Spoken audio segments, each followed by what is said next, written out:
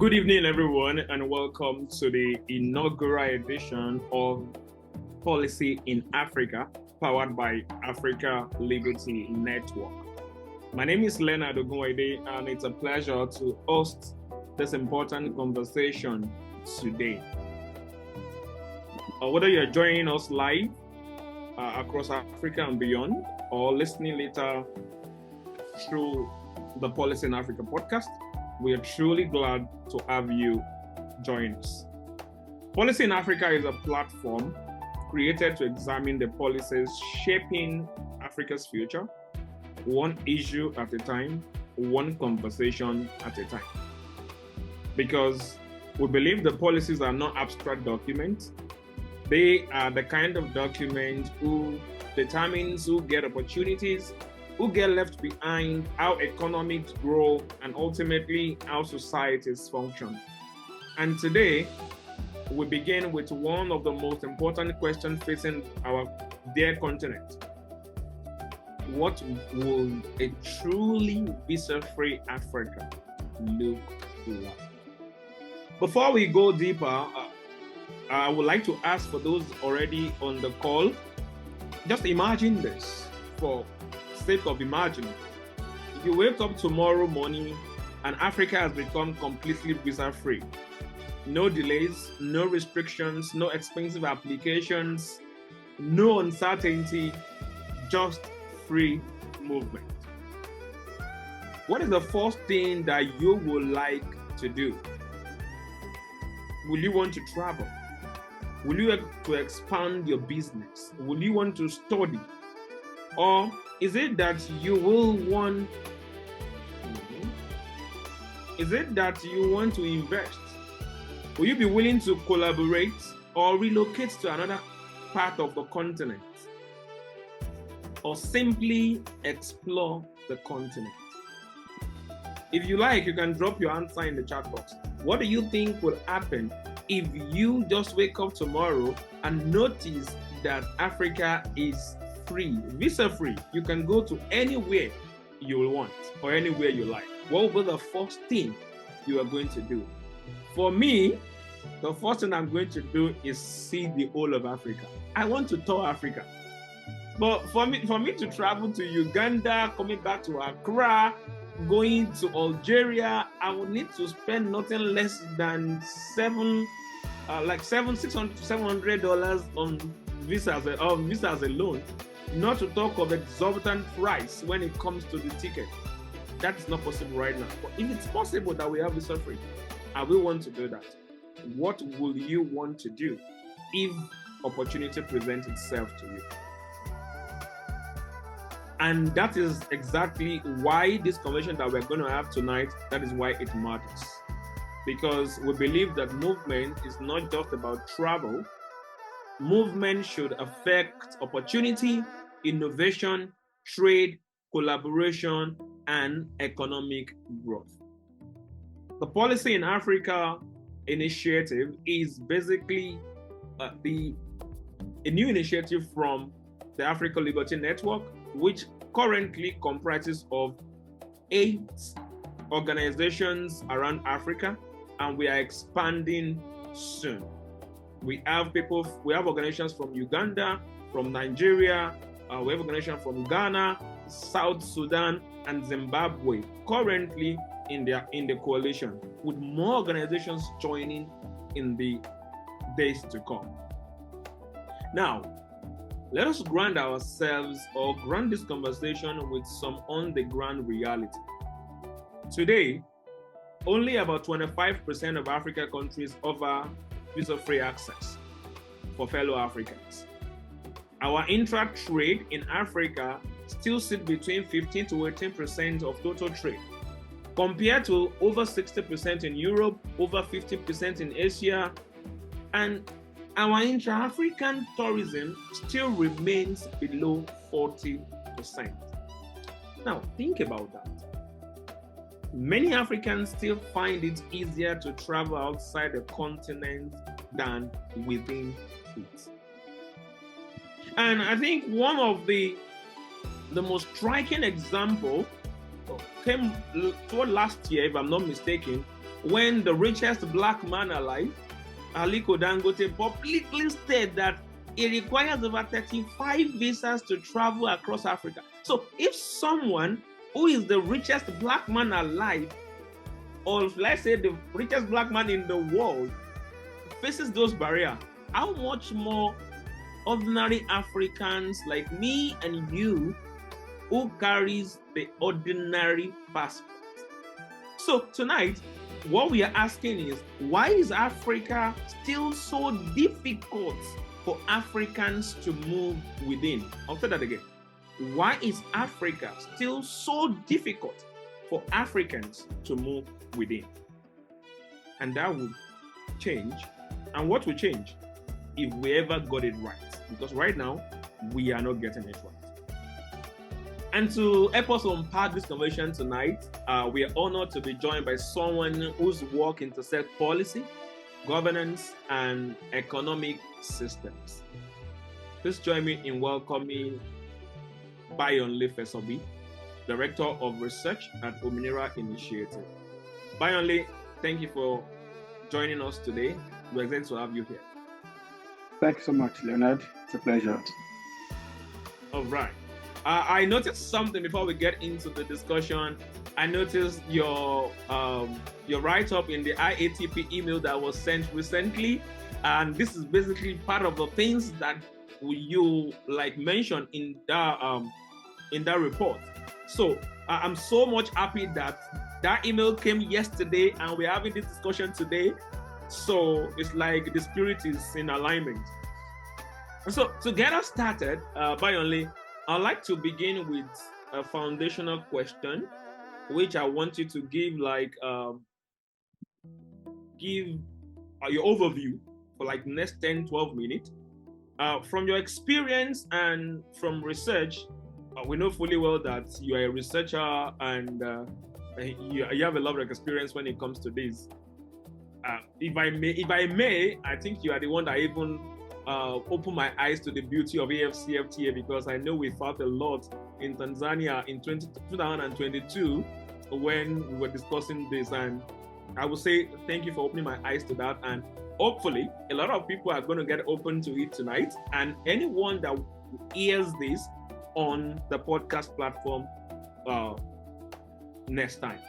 So tell us, why does intra-African mobility remain so restricted? And what are the real implications of this for our dear continent of Africa?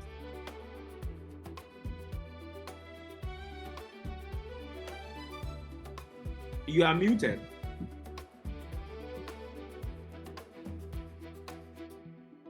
Thank you so much, Leon, for that question, and thanks for mentioning the IATP newsletter. So much so to show you how much these things interface with our day-to-day lifestyle and how much importance they carry, especially for some of us who are within, this ecosystem, right?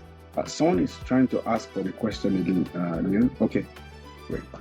So, to address your question, you see, oftentimes we seem to understand what we are facing, but a reality check would make you understand that honestly quite a number of us do not understand what these challenges, right? So sometimes, not all the time, we tend to sound like a 6-year-old asking for the keys to a Ferrari. And, when we do not get it, we tend to become incorrigible, right?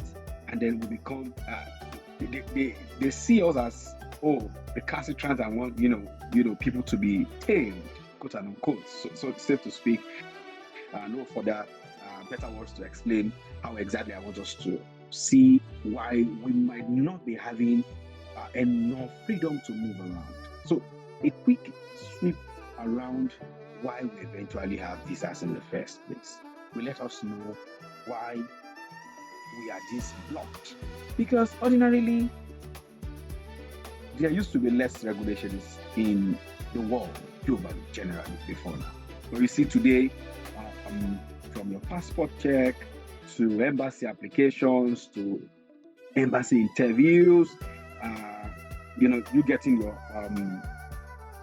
visa approved, entry approvals and all of that. This has gone beyond what it's supposed to be. The visa system was developed from states wanting to become more organized, borders becoming politically sensitive. And you see states wanting to control trade and then control migration, control influx of labor, and maintain security. So you see all of these variables. Oftentimes, they do not get to sit on the same balance. And that means that sometimes you are trying to watch your trade and then you are blocking out those who you need to make that trade happen.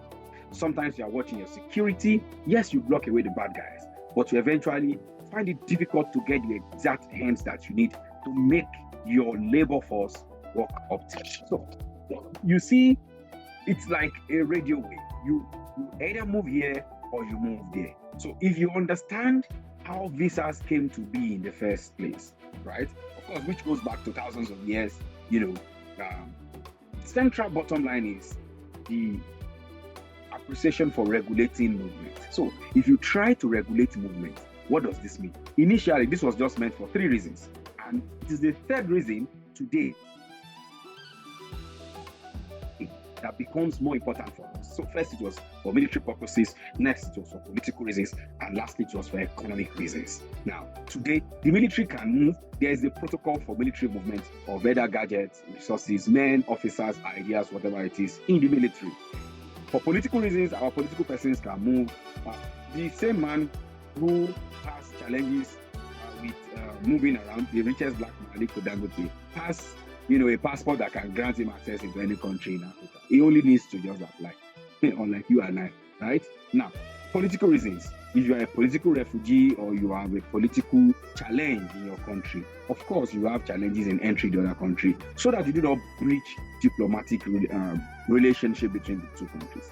But you see this 3rd reason, which is why it becomes more important for you and I, is the economic reasons. And if you trace back, not so far back, just as far as the 5th century, the Persian Empire, travelers often carry royal documents of the prince, of the king, to of those who control their empire, to say, oh, I have this document to show that I am conducting a business for my territory, for my empire, so I can move to conduct this business. So similar systems begin to appear in around China, in the medieval Islamic, caliphate, such that, emperors begin to issue documents to help their merchants, to help their diplomats, to help their officials. So you see, these 3 categories are the ones required to have these permissions. So, time goes on, the regulations become, travel regulations was not about immigration control. It was not about who is moving. No, it's not about how are you moving. It's about who is moving. Are you a military person? Are you a political person? Are you moving for economic reasons? Now, if trade routes depended heavily on some of these arrangements because of their long distance and commerce, which required predictable movement, you need to be able to predict when you get to the next location so that you can make your trade happen and all of that, then it becomes important. And all of a sudden, we begin to hear the word passport come up. Of course, this sprang up from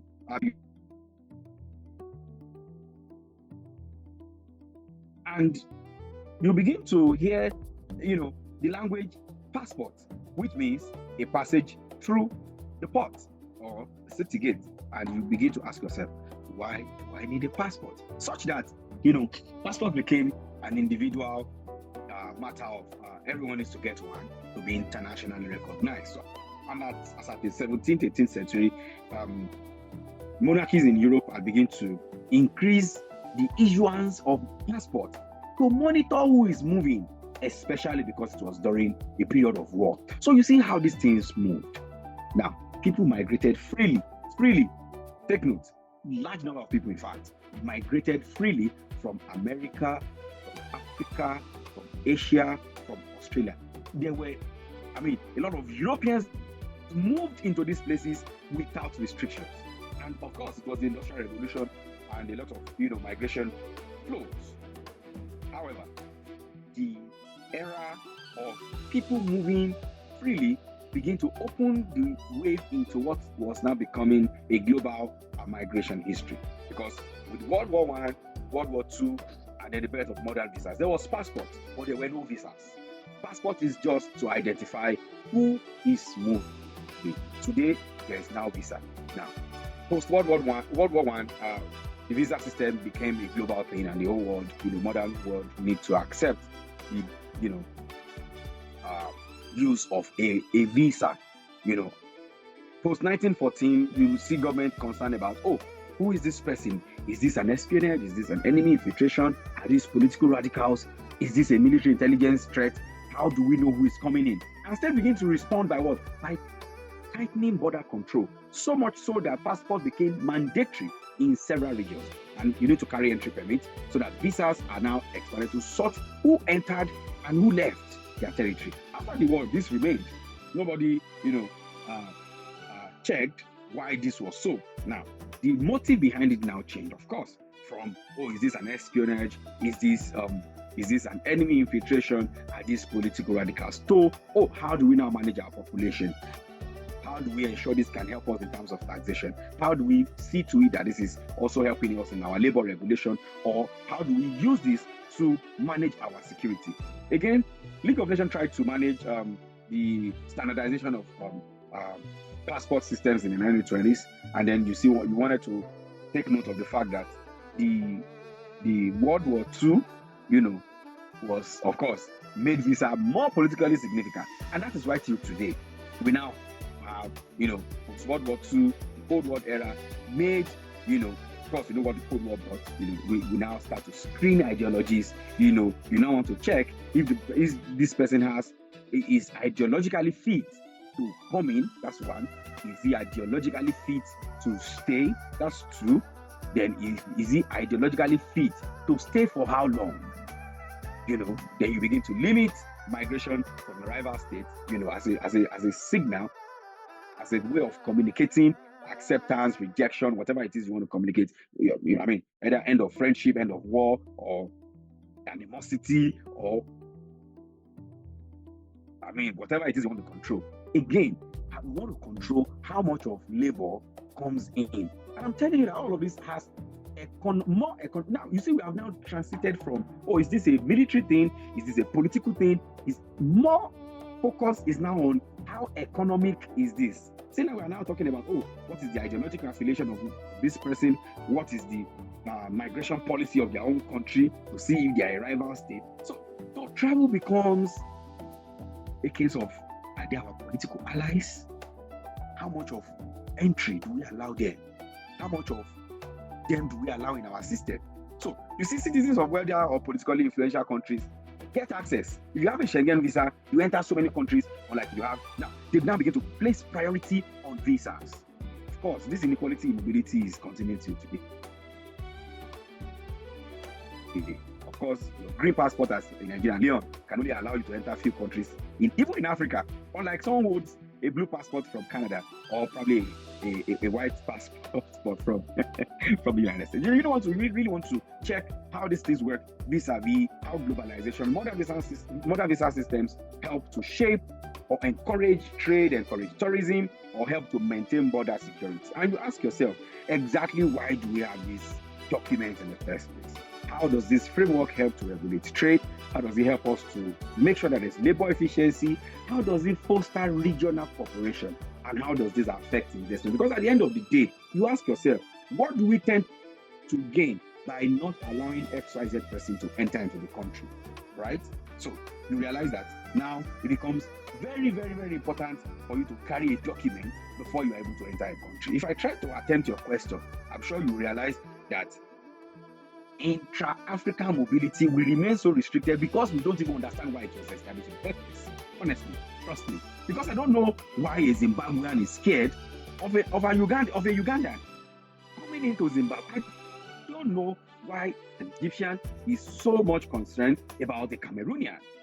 I just explained to you that the history of visa shows us, even passport itself, shows us that if our passport is just about identification, it's just your basic details, your name, your surname, your full name, your date of birth, place of birth, just a paper to show. I mean, it is the visa that made the passport important, not the other way around. It is the visa that makes, some of us had, we had passports for years that it was just our ID card. Yes, that's what passport is meant for. It is the visa that makes the passport important. And then the visa now makes the passport either useful or useless, makes it worthy or worthless, makes it. Leon, I thought you wanted to help me with another adjective there. You know. So, but why is Tanzania asking a Nigerian for a visa? You're asking me. I simply don't know, because if you ask someone in Poland, they fully moved to Paris. What's happening to apply for a visa? I mean, but all right. So what are the real implications? The real implication is just economic, honestly, and we are all going to suffer for it for a long time. The reason why Africa, the CFT, all of those, beautiful things we talk about, will not work is because, one, there is security concern in Africa, right? We are scared of each other. In fact, we don't love each other enough. Now, countries like Seychelles, Rwanda, they probably have more open visa policies for African travelers. Do you know why? As far as they are concerned, there is no point raising the bar or making it more difficult for fellow Africans to come in. Why? Because they have not cited any threat. Oh, because they are capable of combating any threat. Oh, because they feel, let us be different. Fantastic. Then ask me, why is the other guy not feeling that same way, right? So if you try to strengthen the African passport, in fact, one of the protocols of the AFCFTA is that we have one African passport that can allow you to move around the continent freely, such that you're able to expand your business, you're able to make trade happen, you're able to go on tourism, and then you're able to get there's what we call mobility of labor, right? Ability for people who want to work to move all over the place without being hindered to do so. So much so that they are contributing to the economic country they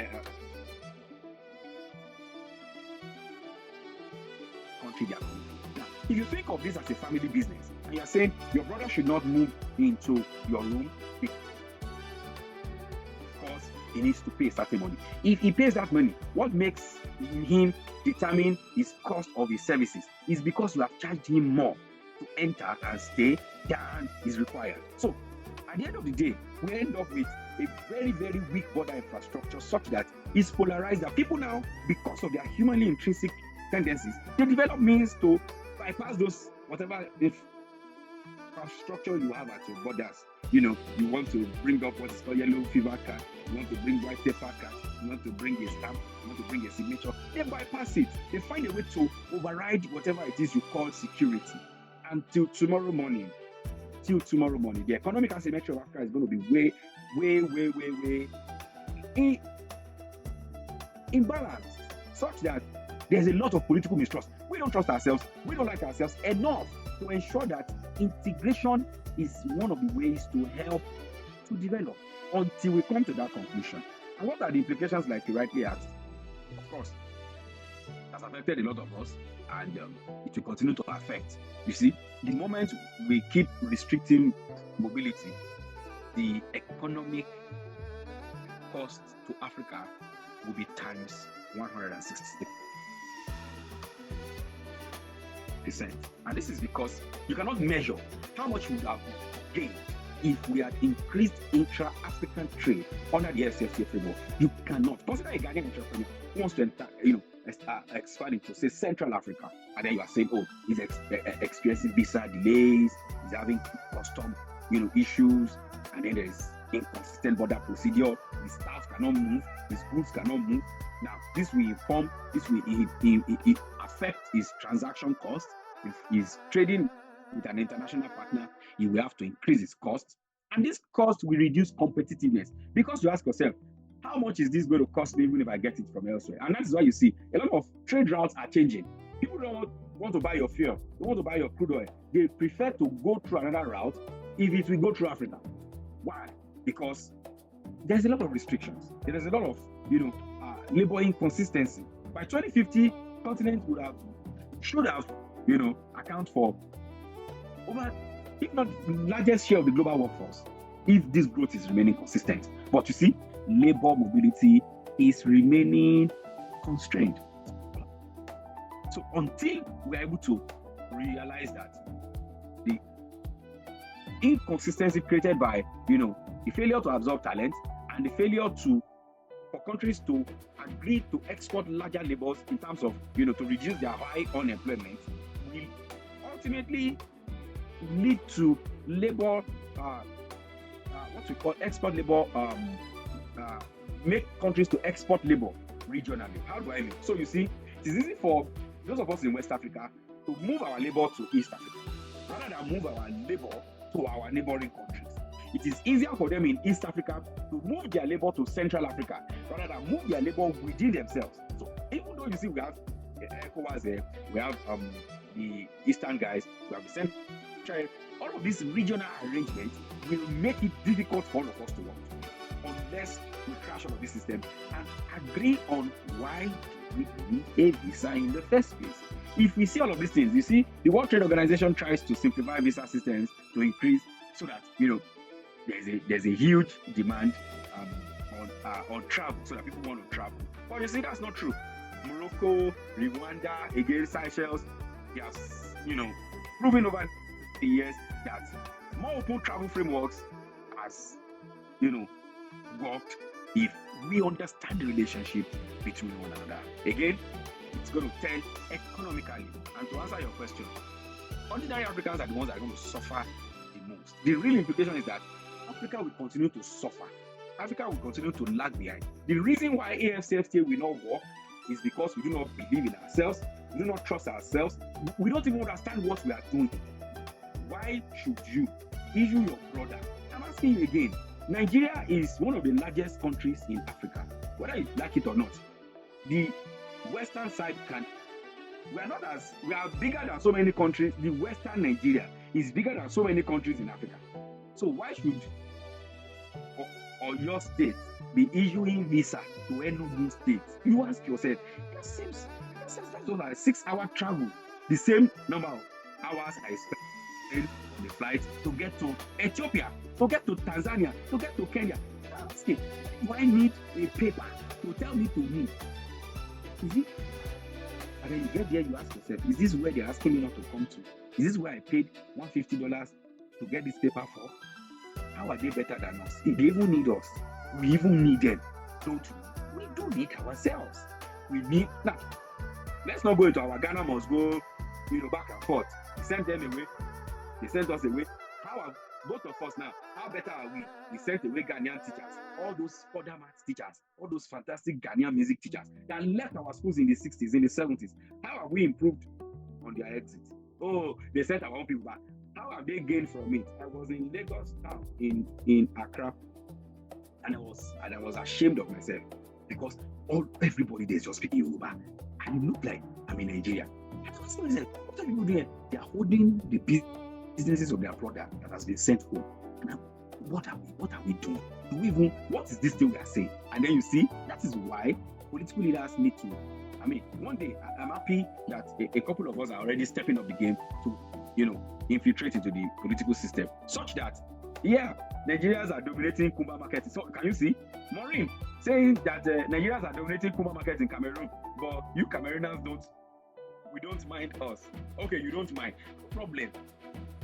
As long as your government realizes that Cameroonians, in fact, we have Nigerians that are Cameroonians. There was the NCS in the 1940s. That was a political party that had National Congress of Nigerians and Cameroons, to show you that the borderline was created to divide us because they understand that our unity is the strength that they don't want us to have. The moment we crash all of these paper restrictions, because at the end of the day, the $150 you are charging me, we got a Ghanaian 1 year like that who was charging his fellow brothers, fellow Ghanaians, charging them times 10 of the original official amount that should have been charged. And he was was using them to cash out. You know, that is what we get. Yes, he was charging Ghanaians to renew their visa in a particular country. And he was charging them every day. He said they were supposed to pay $3. He was asking them to pay $30. Happily paid. How did he come up with that kind of idea? If you did not ask him to pay, if you did not ask him to pay visa fee in the first place, how would they have thought of that dubious mistake? His people, his own brothers. Now, this person is telling us that Cameroonians, Nigerians are dominating the Cameroonian market. You know, in this same Nigeria, we are not the ones in our own market. If I tell you the tribe that sells spare parts, the tribe that sells clothes, we leave it to them. There's a special tribe that sells food stuff. We don't compete. You can't find a Yoruba man selling beans. If you sell beans as a Yoruba man, they will question your destiny. They will question, Igbo man, you are selling rice. Okay, Igbo man can still sell rice. There are a lot of things you cannot sell. And that is because we understand our trade. So, let me stop you. Let me stop you. We have a fellow Nigerian to be paying me visa to come and sell. It means I don't like myself, and I'm not. I don't understand the economy of my business, of my market. Thank you. All right, thank you very much. That was a very big insight. But I think one of the key tensions here, and you mentioned it, is balancing openness with national concerns. At least that is where most of our government often hide themselves. So in your own opinion, and with the research, with the documents available, the data available to us, do you think a visa-free Africa is realistic in a near term, or are we still far from that reality?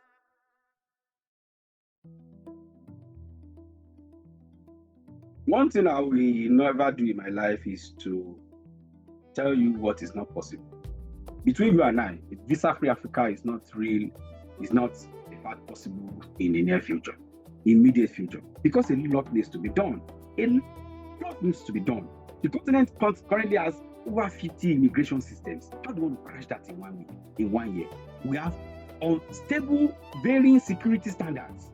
You live here, they'll tell you cannot take pictures in public spaces because of security reasons. You come here to Nigeria, you cannot use covered plate numbers because of security reasons. You cannot use tinted glasses. We don't even agree on what security means. There are different economic capacities. Do you want to move?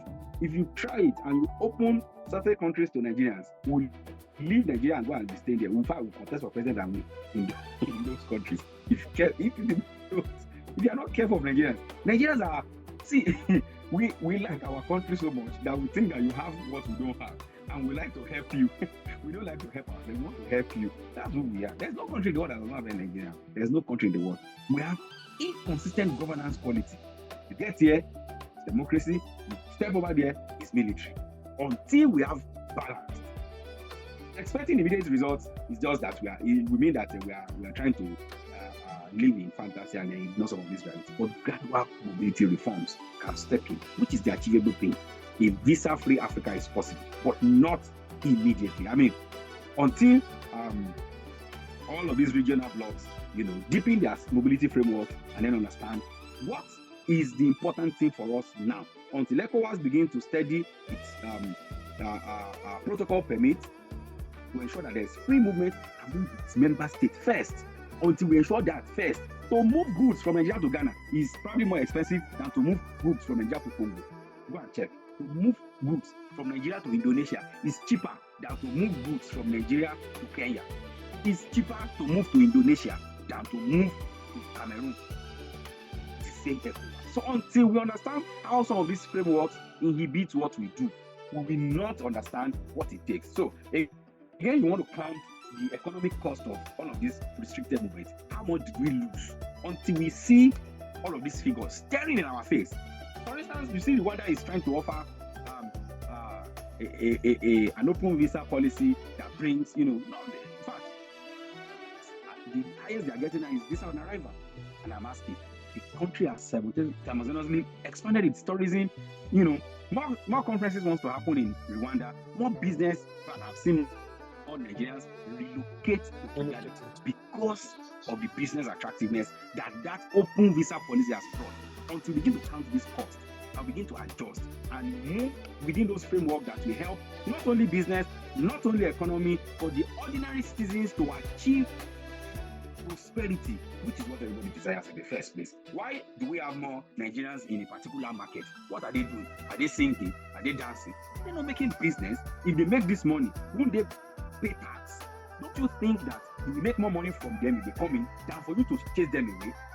What is the beauty of having more people in Africa than having, more Africans in Africa than having more Africans outside Africa? Do you understand? So, is a visa-free Africa a reality? Yes, it is possible. When every immigration system is able to align, when we're able to balance all of these security standards, and we're being able to measure some of these economic capacities of the countries, and we say, oh, Nigerians are so much and they are so talented, let us not allow them to come in too much. No problem, because they are Nigerians. How about Rwandans? How about Ghanaians? If you are able to measure this capacity and you're able to standardize the security, the political, and the economic, of course, we'll eventually throw away the papers one day, and then we will realize that we are better off without it than with it. Thank you. All right, thank you very much. Thank you very much. Going to my next question, I want to go to the angle of the government behavior. And I noticed that Doris Solela mentioned something in the comment section. It said, AFCFTA will remain a challenge so long as our borders remain closed. So that prompts me to ask you this question. What do you think African governments are mostly concerned about when it comes to opening borders? Is it security? Is it migration? Is it economics? Is it politics? Or maybe it's institutional capacity? Which one do you think? Or is it all of them? So it's a basket of fruit, and it has all of them. But top of the list is mango. Mango security. Top on the list is everybody claims, we are trying to make sure that everybody is secure and safe. Our country security, whatever is still all right for whatever reasons. Countries with fragile infrastructure, right? Of course, we have the fear of border infiltration.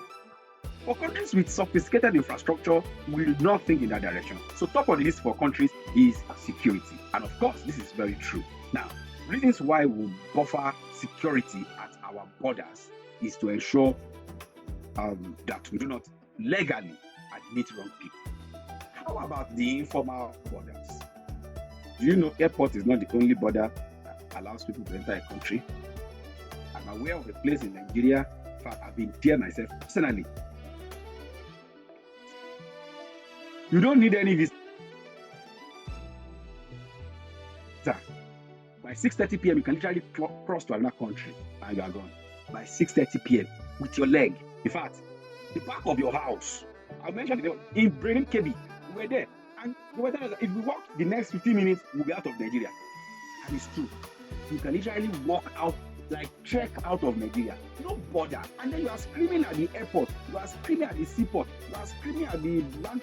What happens to those other touch points? This, if you check the map, it's a line. You can't confidently check that line through and through. You can't. What you need to do is for people to trust themselves. So this security you are shouting, we've heard of the reasons why we have Boko Haram in Nigeria. We don't have all of these Islamists and terrorists, whatever it is that they come in during the day, go at night, and that's why you cannot find them in Nigeria, because they sleep in another country. How do they do this? Because there are areas where there is very, very, in fact, sometimes zero government paraphernalia existing, and security is zero in those places. But legal people, original people who wants to do business, who wants to, who are ready to, be transparent and honest with you, you prevent them in the name of security. The next is labor pressure, right? Most countries feel that, if we allow too much of, for instance, if I'm a Ghanaian, I'll be scared of Nigerians, because if you allow them to come in, they can take over all of our jobs, which is what the South Africans, feared in their xenophobic defense. say, oh, the foreigners are taking over our jobs. They have left no job for our people to do. So there's the labor pressure on how do we balance these things. But again, you can learn from best practice models from other Scandinavians or Western countries who are able to balance their labor and immigration policies. The next is political stability. We don't even trust our own internal government that tomorrow morning we can have a military takeover that will displace everybody and tell everybody to keep quiet. Don't open your shop until 9. That will affect my business. I will run down. I will have to leave your country. We are not even sure that we have democracy in certain countries for the next 20 years. We are not sure. Are you asking me to move into those countries with my eyes blindfolded? The answer is no. How then do I now want to move my business there if I cannot move there because of instability? Internal rivalry between political parties, for power tussle and all of those things makes economy difficult to exist.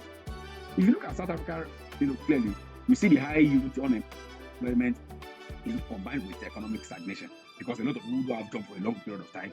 We blame it on anti-immigration, policies, and of course, the violence now comes to support those claims.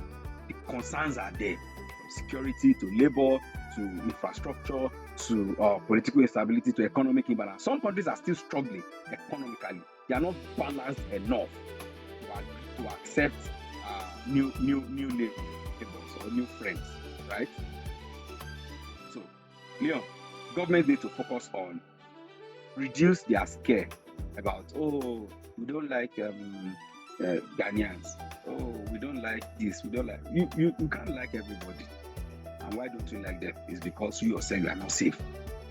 If you are in Nigeria, let me start using Nigeria as an example. If you are a politician and you are safe, you don't have anything to hide, right?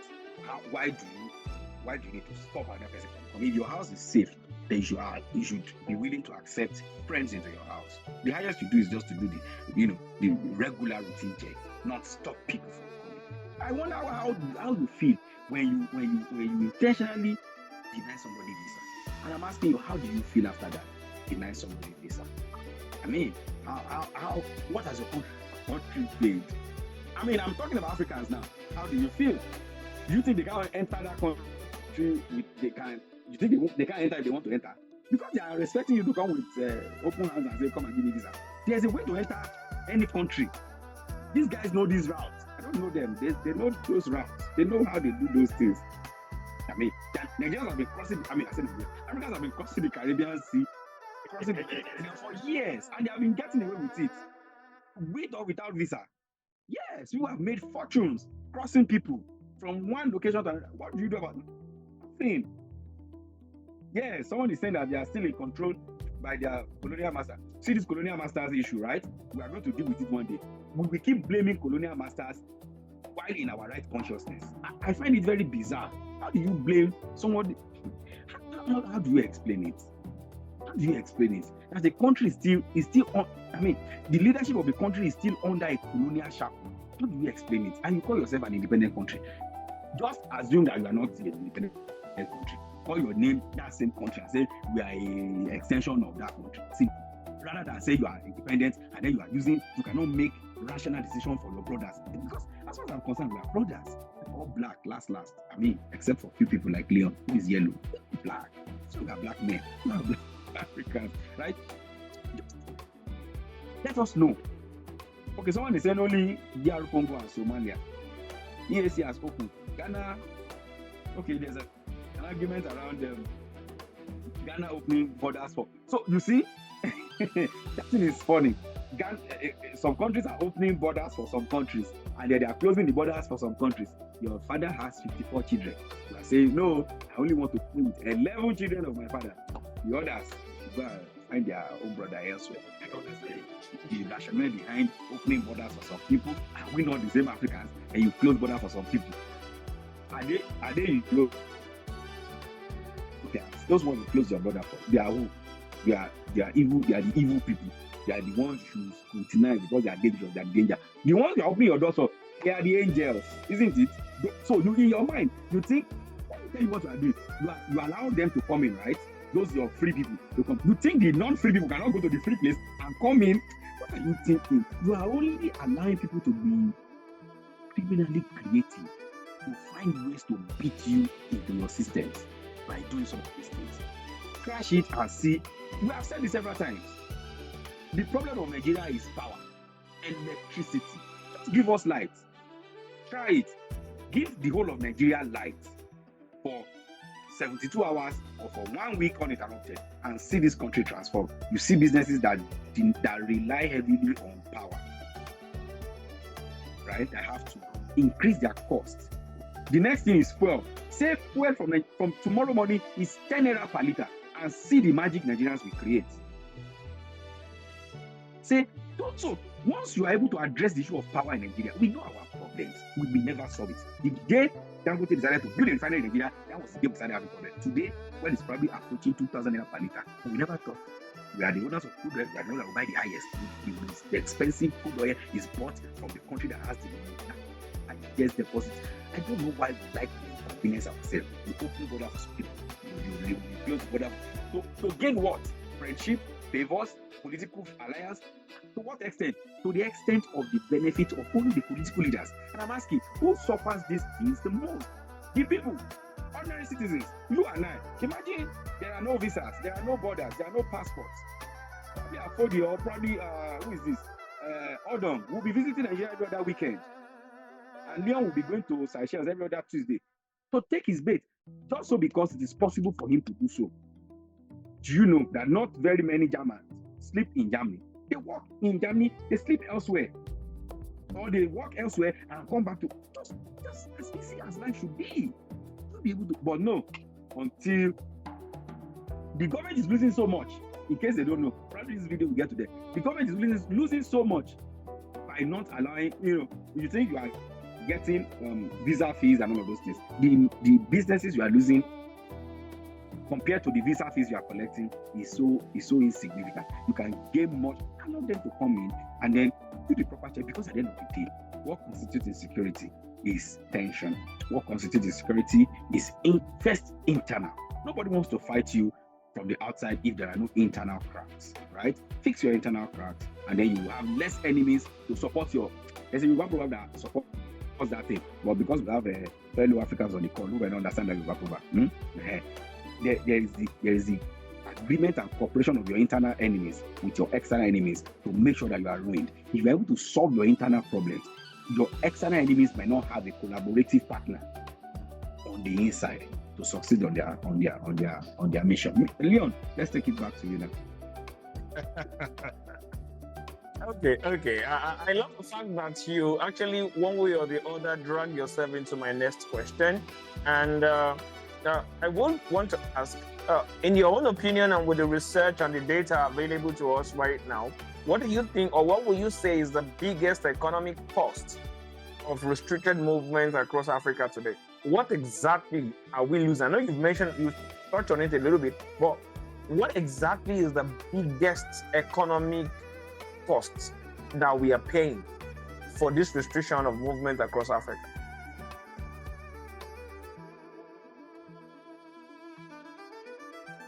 Thank you, Leon, for that question. The biggest economic cost is the cost on trade.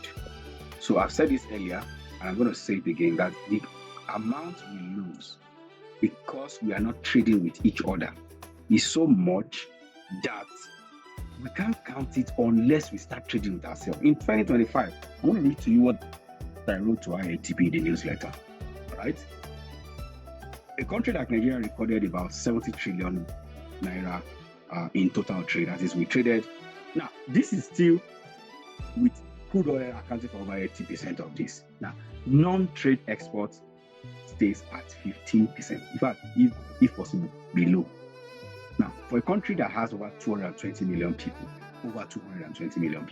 15% non-crude oil trade means that we are trading very, very low, because we are not selling our crude oil to Africans.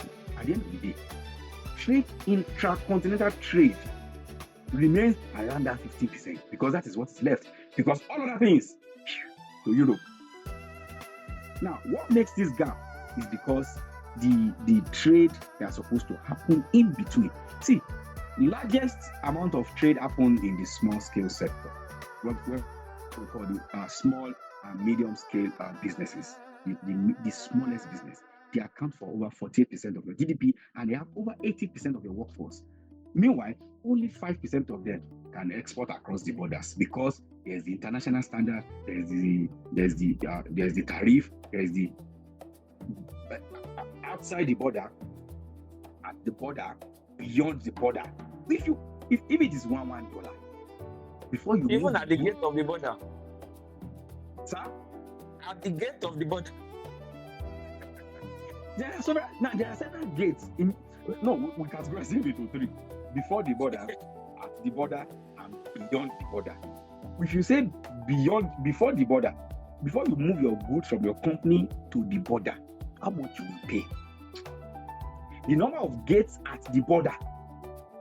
When your good eventually cross, the amount of processes it will take after it has crossed. If you don't get reliable people on the other end, you will pay with your nose. So, can you see? 50% of 70 trillion naira gone. So, for Nigeria. Now, this 5% now represent businesses that produce, but their goods cannot go beyond their borders unless there's a policy change. Unless young people clamor for changing in some of this, because at the end of the day, you find out that what those people work at the border do, they're not just doing their own bidding, they're doing the bidding of the government. Because every extra cost will weaken the global competitiveness of those products. If you take longer time to clear goods, a particular product, it will affect the quality of the product. In fact, sometimes it will reduce the quality of that product than the global average. The cost of logistics, oh my God, we won't have to go there because it's a lot. Every of these things eats into what costs a product to be moved from point A to B, especially when the border is involved. And what makes all of this impossible is the visa. Honestly, people just try it. Just say, let us experiment this in a 1-year plan. After 1 year, we'll bring back the visas. For the next 1 year, in Africa, all you need to do is to state your intention and be honest about it. All right, guys, open door, start to move. And then after 1 year, we say, okay, guys, we need to review how much we have moved, how much did we gain, how much did we lose, whose security has been breached. Now, at least you have held on to your visa restricted continent for years, right? Try a visa-free Africa for 1 year. In the next AU summit, you give me the message. I'm just asking for 1 year visa-free Africa. After 1 year, bring it back. I can assure you, young professionals, business people, small-scale businesses especially, I can affirm to you that the export of stockfish, Leon, that thing called Oporoko in Nigeria, has suffered a great setback because of a bilateral trade between Nigeria and a host country. So much so that if you're able to get just 1 inch of Oporoko into that country, you're a millionaire. And you ask yourself, what will it cost us to be millionaires if they can just remove this trade barrier? What? Honestly, man. This was the movement of Oporoko.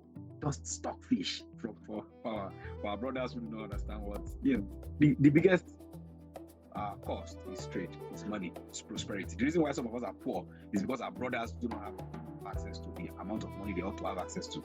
The reason why so many of us are saying, okay, there's a fight in the chat box. I like that fight. Okay. Mangeni is trying to defend why we don't have to blame colonial masters. Okay, but someone is in Cameroon who is still feeling the impact of their leaders holding on to the umbilical cord of their colonial master. This is true. Don't argue it. What's it called? Atom. Please don't argue it. Someone is in Cameroon is telling you that their leaders are still holding on. It's true. People suffer because their countries cannot literally decide what currency they're going to use, how much of it. They hold them in perpetual debt. So they said they're in fact for 9 years because we want changes like this, and then they push more, and then more problem arise. That's it. That's the truth. She's in Cameroon. She's telling you that they have been in conflict for 9 years because they want some of these changes, and it's true. Where Niger is still owing France. I'm asking myself, how is Niger still owing France for crying out loud? Guinea-Bissau, Guinea Conakry, all of them are still owing Portugal. And I'm asking, to what extent are we going to say a country is, and then you hold them so dearly to the, and your brothers cannot still come to your country to help you, to trade, to pay off your debt. Burkina Faso still remains, and then you ask yourself, why is all of these things going on? Is it at the point the president in Nigeria had to pay off all the debt of Trinidad and Tobago? What was that country? Eritrea. We went there and bought, was this school uniform or what did buy for them? To show you how much we can help ourselves if we trust ourselves enough, if we are ready to, because it's true. People are still, within the shackles and limits of their colonial masters. But for how long? For as long as we shut our borders against ourselves, we continue to live in all of those problems that we find ourselves. The biggest problem is economic prosperity, Leo. The reason why we don't have too many rich black people is because of this nonsense that we find ourselves. This that we don't even understand the meaning, that is not even benefiting us, that we are not ready to change, we are not ready to bend, and we are ready to make too many poor people out of it for our own benefit. That's the reason. That's the main cause for me, if you ask me. All right, thank you very much. Now we've talked about a lot of the problems and all. Let's move towards solution. Let's say, for example, policymakers across Africa were listening right now, and I know we still have Mugabe on the call, or I think Mugabe went up. Mugabe contested. You know Mugabe, right? Mugabe contested recently in Uganda, and I know there's a lot of back and forth and all. I didn't have the details whether he won or did not win. But let's say policymakers across Africa were listening right now, or they listen to this when it's done to a podcast. In your own opinion, what practical first step would you recommend towards a more connected Africa? Because we really need this. But how do we get there? What would you recommend from where you're sitting?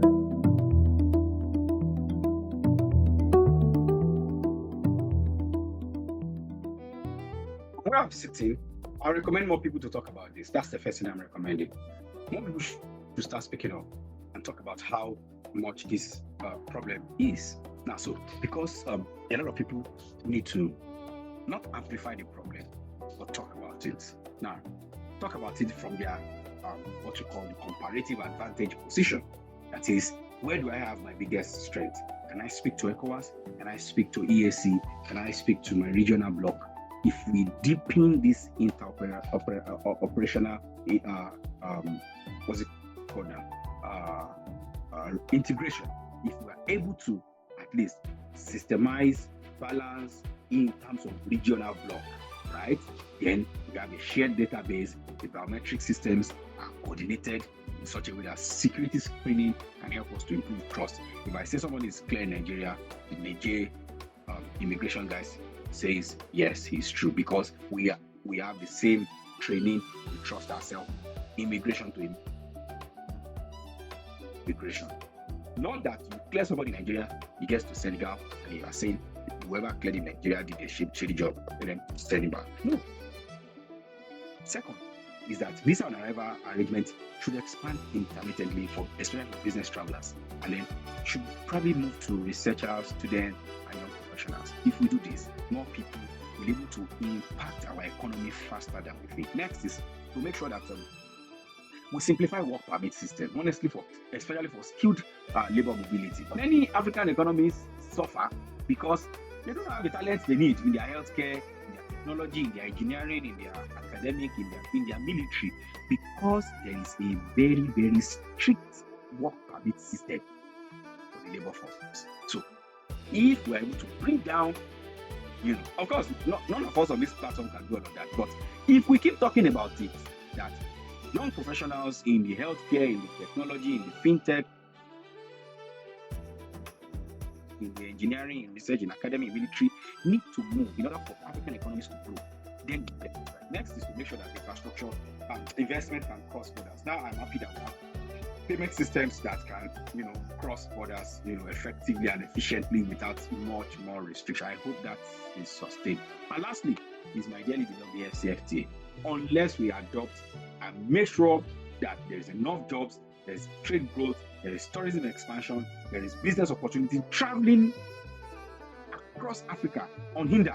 Then you might be circumnavigating around what a visa-free Africa would give to us. All right, thank you very much, Bayonle. At this point, I'd love to hear from our audience. If you have any question or thoughts, you can raise your hand or kindly drop them in the chat. If you have any thoughts that you want to add, you can raise your hand. Then we can give you opportunity to speak.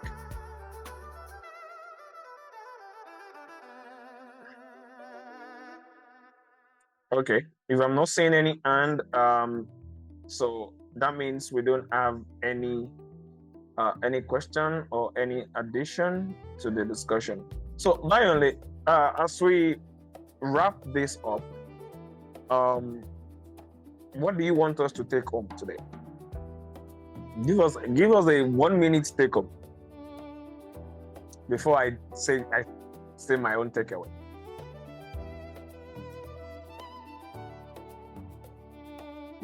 Thank you so much, Leon.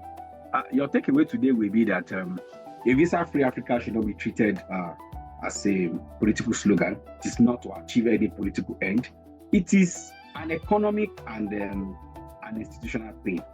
Unless we begin to see the economic value of some of this conversation, it will be difficult for us to get the best from it.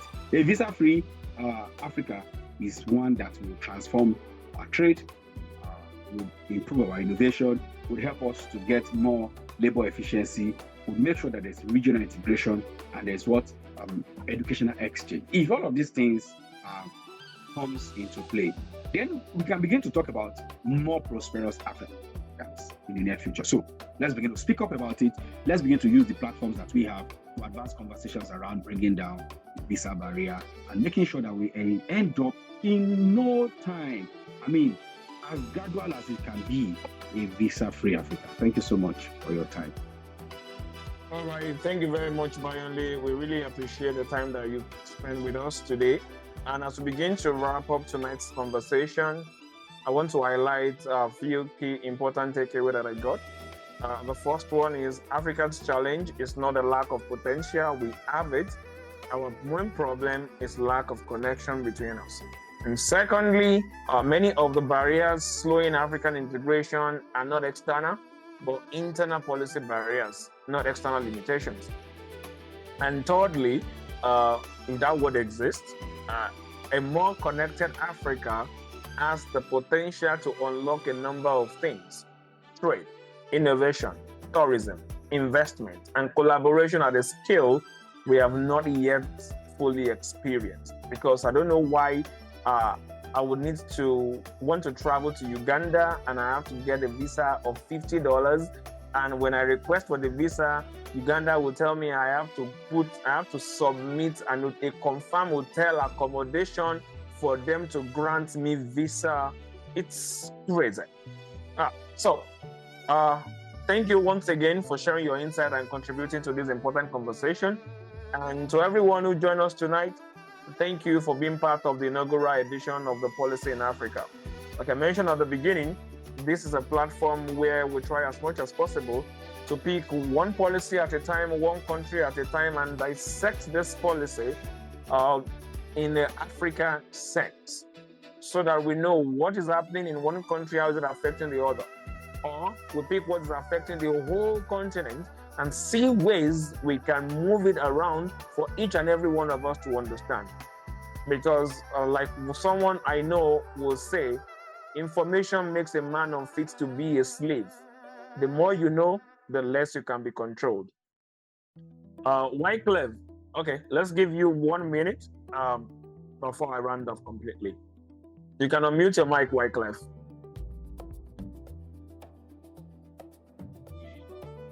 Thank you very much, Leon. And I was just here as you were making your final remarks.